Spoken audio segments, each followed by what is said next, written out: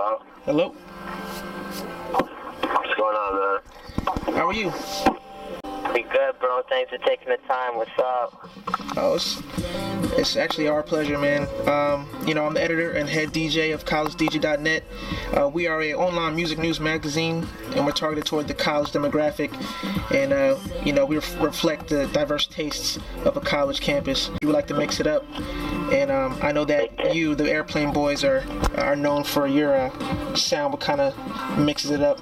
So could you tell us a little bit first how you got started musically, and then how you developed your unique style, which is kind of like a fusion of different genres?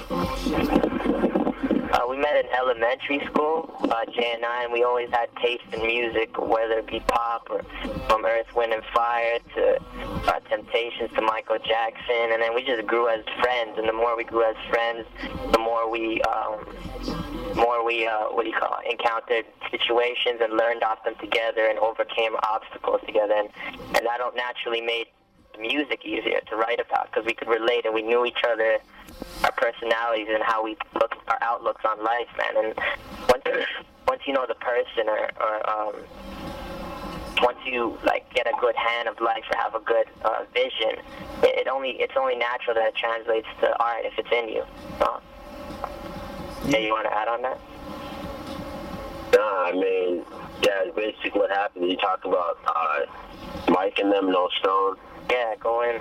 Yeah, basically, we grew through different groups, had different names. Manny's cousin, Mike, he had a band called No Stone, and they would invite us when we were younger to kind of open up for them and do shows with them, and they were a jazz band, so we'd be running the jazz circuit with these guys and really developing our sound musically, just all around, and just getting involved in a new style, new sound, and just kind of blending that from a very young age, and that's what kind of helped us make things translate better now. Yeah, man. Yeah, that's dope. So when did you officially, I guess, become known as the Airplane Boys, and where did that name and your individual names come from? I think that was in 2009, but we started taking it serious a year, in 2010, but the name originated in 2009, and we were still doing jazz circuits under the name the Airplane Boys. So we were in a room, and Jason, aka Bon Voyage, was we need a name that represents flight, leaving things behind, man. Because our name was R-A-W, Raw Steady, and it was very organic, and people would get it mixed up with rock steady, and it just had the colors of jazz and very subtle feel to it. But we were really exciting guys, adventurous, curious, visionary, and we had big vision, and we wanted to leave things behind. So when Jay said that, I was just making a joke, and I was like, what about the Airplane Boys? And our brand director was in the room with us, and he looked at us like, nah. But me and Jay stood there, and we looked at each other, and we laughed, and we're like, that's it. That was it. My name Beck Motley comes from, it was a childhood nickname. Jay and them used to call me Beck, just because of my whole character and personality and stuff like that. And then I went to college for broadcasting television, and I did this bird course improvisation, and I did a skit. And my professor enjoyed it a lot and said, that was so motley of you. And I was like, what the hell does that word mean? I didn't know what Motley Crue or anything was that. And then she's like, there's different colors, textures, different angles. So it's so complex to it. And I ran with that, Beck Motley. That's nice. That's dope. Yeah, definitely. Bon Voyage comes from, just the same thing, wanting to leave things behind. And you're not going through a deal of, different stresses and things going on personally. And we just wanted to say bye to those things. And one day, man, was joking around yo, Bon Voyage. That's how we talked about problems. I had a baby scare. The baby was on the way who was not here today earlier on. And that kind of inspired everything in terms of me on a personal level. And we just kind of ran with that. And now it's Bon Voyage, Beck Motley. We're trying to leave things behind. It's the whole meaning of everything. The Airplane Boys. Also, my dad used to be an aircraft engineer, and Jay's dad was a pilot in Guyana, so that was them earlier and in their youth, kind of in their 20s, 30s. Yeah. And that's us, forwarding their dream kind of thing, you know, and applying it to our lives. The Airplane Boys. Yeah, that's kind of cool. It kind of, you know, pays homage to you know, your I guess your ancestors, and also you know, looks towards the future as you know, say bon voyage and everything, and keep it moving. Yeah, that's dope. So speaking of your music, and I guess moving forward, well, can you first tell us what you've done in the past? Like what projects have you recently put out? Cool. You want to go in on like the whole Jack Sparrow, bro? Yeah, I'm always a big Pirates of the Caribbean fan, and Jay and I used to talk about like, yo man, we need a name that makes you want to discover things and make you feel fresh. Watching this Pirates of the Caribbean movie, and Jack Sparrow said this like little tidbit or a monologue as to like, imagine finding a place that you couldn't find, or no one ever stepped there. And Jay and I used to take walks and force us to take pictures and just vibe out and write music, and we'd be like, yo, imagine being in a place where there's no wrapper, like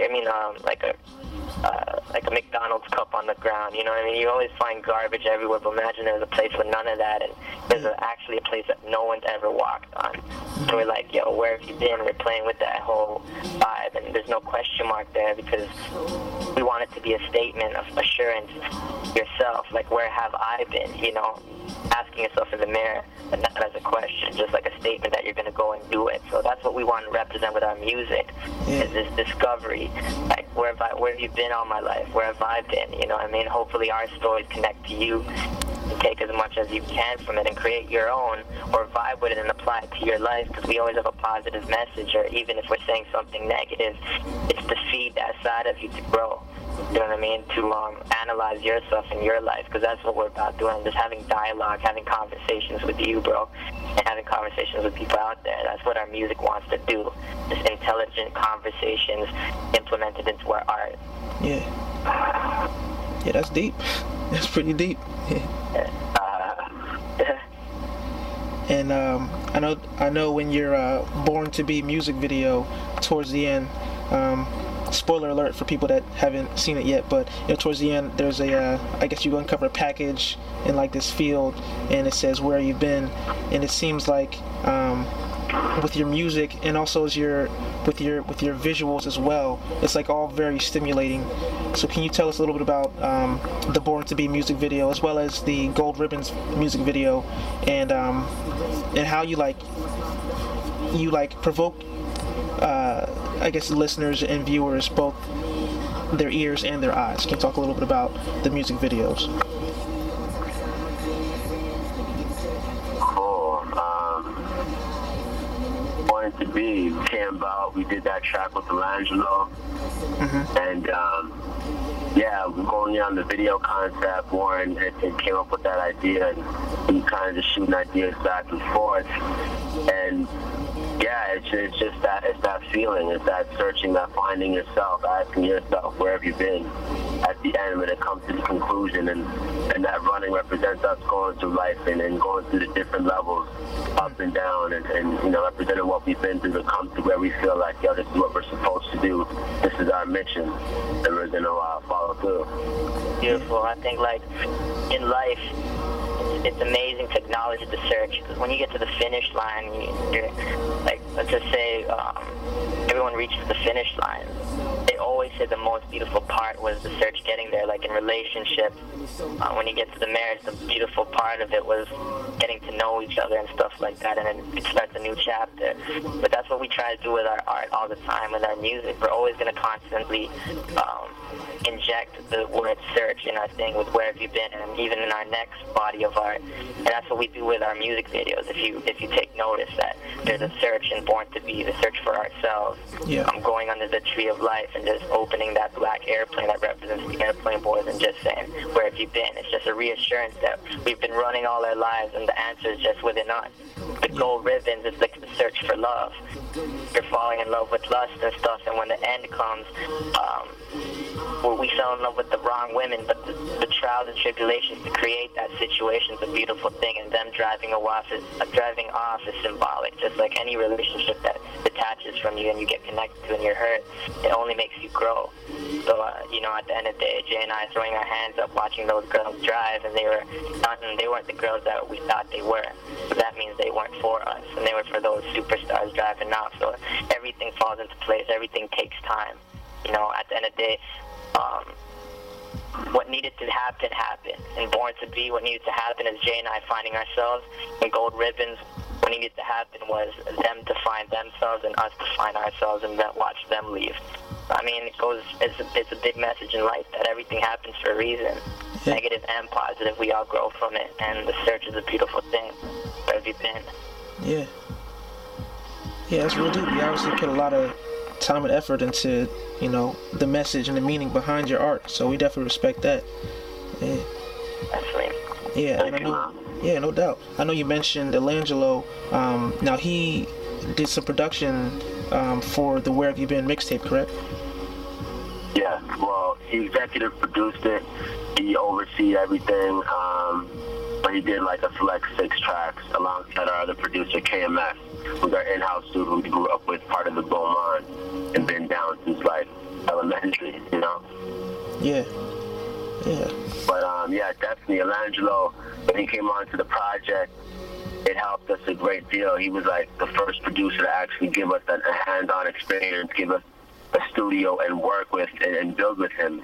Even though time was limited, he helped us out a great deal, and he just understood us as people, and that made the relationship all the much better, and that's how the music came out the way it did. Yeah. Exactly, man. It goes along the lines of you understand communication, and you understand people that you're working with, and you understand the circumstances that you're going through, then the music will take care of itself.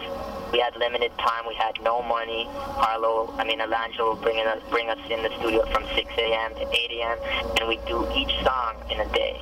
Born to Be was done in a day. Sleep was done in a day. Every song on that tape is done in a day. We would come back to revisions on some verses, but every song was done in the day because we don't have the money to stay for a whole day and work and brainstorm. It's like we gotta force ourselves. It's all passion and drive, man. And with our videos, everything we do, man, we're just kids with vision and just patience and discipline. Yeah, man, that's dope. And I know that Elangelo, he has worked with The Weeknd, who's been co-signed by Drake. Can you talk a little bit about the Toronto music scene and how that's kind of blossoming now? Toronto's just becoming that melting pot, man. Like, everyone goes through it. I remember when Chi-Town was the cool thing, it still is. I remember when Atlanta was being put on the map with TLC, Outkast and stuff, and I guess it's safe to say, like, Toronto's there with Drake and Weeknd leading the way, and we're not far behind. And Jay and I are working on our sound, and we're figuring out who we are more as people and growing as people, so that only means that our music will grow as well. Toronto, hey man, it's the melting pot. The infrastructure is growing, and people are recognizing Toronto as a place for great music, with honest music that's very just relate to. Yeah, Toronto definitely has a lot of talent. Now, I understand you also did a tour, or a mini tour in Canada with Snoop Dogg, is that correct? Yeah, we did a small tour with Snoop while he was over here in Canada. We just kind of did like Southern Ontario and went up north, and just had a great time, man. It was a great experience being around Snoop, him being able to sow some seeds in our lives and give us an example. And it was just dope because, we had a track called Orange Juice like 10 years ago. It was like the first song we recorded to, but it was Gin and Juice. Yeah. But we recorded to a Snoop beat. So to kind of be side by side and be opening up for him is amazing. Yeah. We're actually going on tour with him again in the UK in October, so it's just more bonding with Uncle Snoop. Yeah, I saw the YouTube video of y'all chilling. That was dope. Yes, sir. Right, yeah. Yeah, that's so funny. This man. Yeah. So you got a tour coming up in October. Are there any other future musical projects or shows that people should look out for? We're planning out some things. Nothing's confirmed for us to announce yet. We're still waiting on word from our management, but there's a lot on the table. More importantly, Jay and I are just in the studio taking meetings with different tastemakers.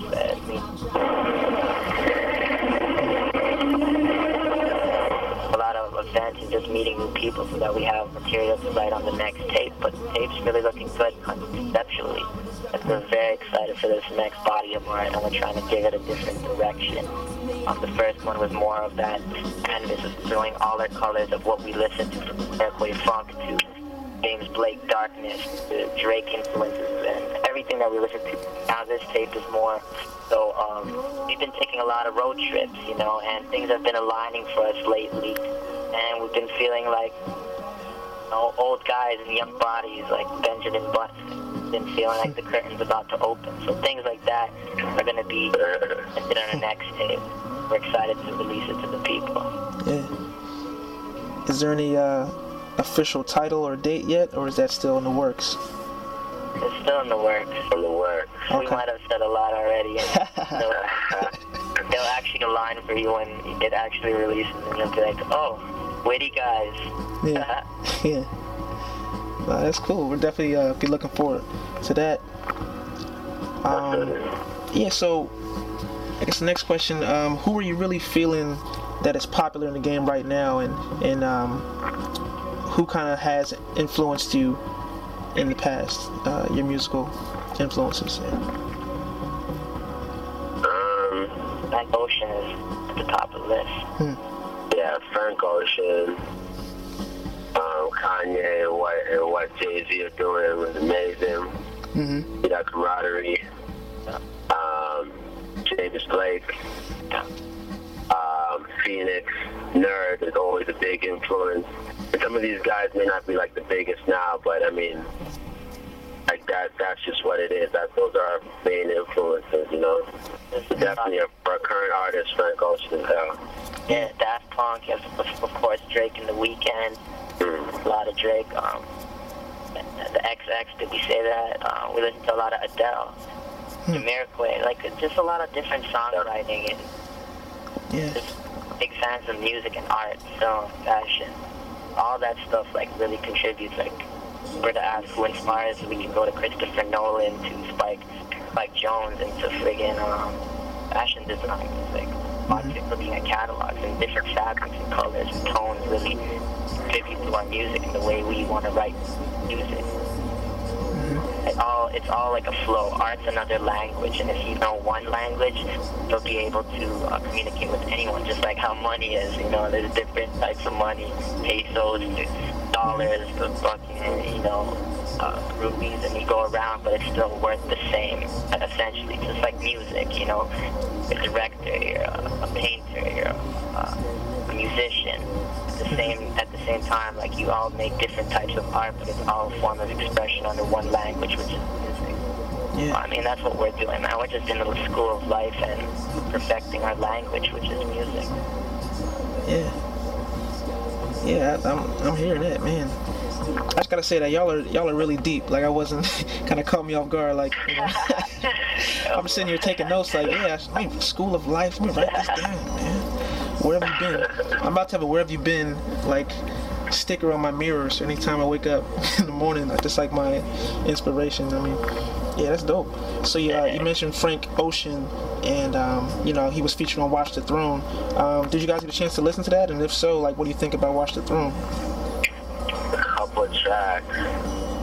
Yeah, I think it's amazing. It's some of the best music out right now. Like, some arguments for it won't be relatable. A lot of people, they're talking money, they're talking this, but if you take it as an art piece, it's amazing, man. And what they're doing for hip hop, what they've done, period, is amazing. So, if you look at it at a macro perspective and you acknowledge that the music that's being created by DA and J cannot be made. It's like you're watching a movie. The way they set up the arrangements is so unpredictable and it's unorthodox that there's different like bars. At one point, I was listening to Jay-Z rap for like 48 bars, and he felt like he was on a pillar, and it was just rising and rising. And then Kanye's musical contribution and leading the way on that project is amazing. Like you can feel all the colors and stuff, and there's no artist that has created a body of art like that. Whether it lives to expectations or no one, Jay and I really appreciate that stuff, and you can see whether people label it luxurious rap or have these expectations on it. You feel like they meant that because they have nothing to prove anymore. They're just doing it on expression. They're just doing what they feel. They could care less if they prove it or not. Like, that's what it is to make music. That's what it is for Jay and I to make music. We express what we do. Whether you feel the music or not, that's tough, man. If you're fucking with us, then fuck with us. If you're not, then alright, man, live your life, man. You know, so it's a beautiful thing where music's going, and Frank Ocean is one of the great, like, songwriters today, man. Like, we're fans of him. Even Odd Future, their movement and the culture that they're placing, and very anti-this, anti-that, but whether people take it as negative or not, they're standing on what they believe in. So we can relate to that. We only do what we believe in. Yeah. I hear that. So, you know, just wrapping up, what advice would you have for other up-and-coming independent artists that are on their grind? Get a team and keep everybody on your team straight. Make sure everybody is level-headed and always focus on the mission. One person is out, it's not going to work. Yeah. You gotta have vision. You gotta go hard or go home. There's no half-assing. Once you're in the pool, you better know how to swim. If you don't know how to swim, then do anything in your power to stay afloat if you want it. Thanks to that, man, then get out. Like, this is only for soldiers, man. Yeah. It's business, and you gotta keep your mind positive all times. All time. Right on. So is there anything else you want to add? Well, roll with us. Yeah, roll with us, grow with us, man. www.theairplaneboys.com. Download our first chapter, Where Have You Been? And we're going to put our blog back up as livebeaumont.com. We're just going through some weeks and putting up some posts. But that's our lifestyle, that's our crew, that's the fam.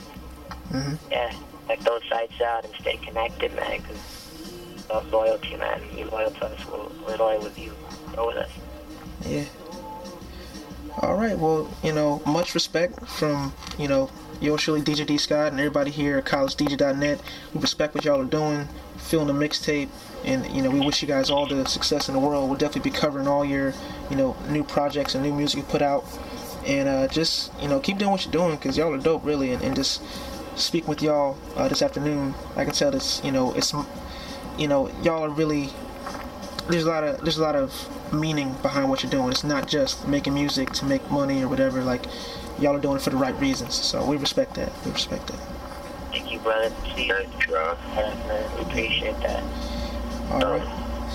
All right. Well, we're gonna hit you up on Twitter and Facebook. We're gonna post the interview and make sure everybody gets a chance to learn who you are and grow with you. And as you continue to grow. Yeah. All right, well, thanks for taking the time out of your day. Y'all have a good one. Bless, bro. All right, man. Be easy. Thank you, man.